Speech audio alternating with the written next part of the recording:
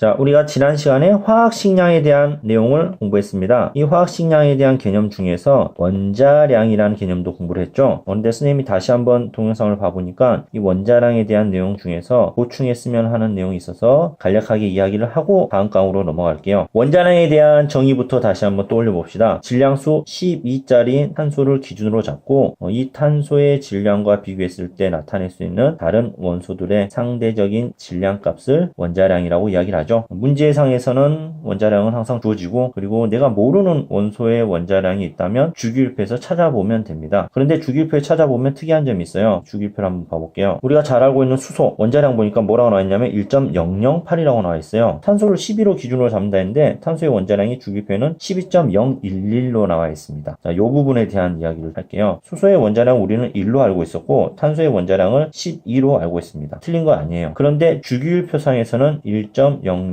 탄소는 12.011 이렇게 표현되어 있네요. 왜 이렇게 소수점 뒤에 복잡한 숫자가 붙게 되는 것일까요? 여기에 대해서 해답을 이야기를 하면 이유는 동위원소의 존재 때문입니다. 동위원소에 대해서 기억나시나요? 수소를 가지고 다시 예를 들면 자연계에는 질량수가 1짜리인 수소가 대부분입니다. 하지만 중성자가 하나 추가된 중수소나 중성자가 2개가 들어가 있는 삼중수소도 소량이지만 존재합니다. 그러면 주기율표상에서 나타내는 원자량 값은 어떤 특정 질량수를 갖고 있는 수소에 대한 원자량이 아니라 자연계에 존재하는 전체 수소에 대한 원자량 값을 의미하는 거예요. 그러니까 질량이 다른 수소들이 존재하다 보니까 얘네들은 사실 극소수만 존재하지만 얘네들이 갖는 질량도 무시할 수가 없습니다. 그러면 어쩔 수 없이 각각의 질량에 대해서 평균값을 낼 수밖에 없겠죠. 그래서 주기율표에서 소수점으로 표현되는 원자량 값을 우리가 평균 원자량이라고 이야기를 합니다. 즉 동위원소들의 질량을 모두 고려해 주는 거죠. 여기서 이제 주의해야 될 게 동위원소들의 질량을 모두 고려하다 보니까 평균을 냈어요.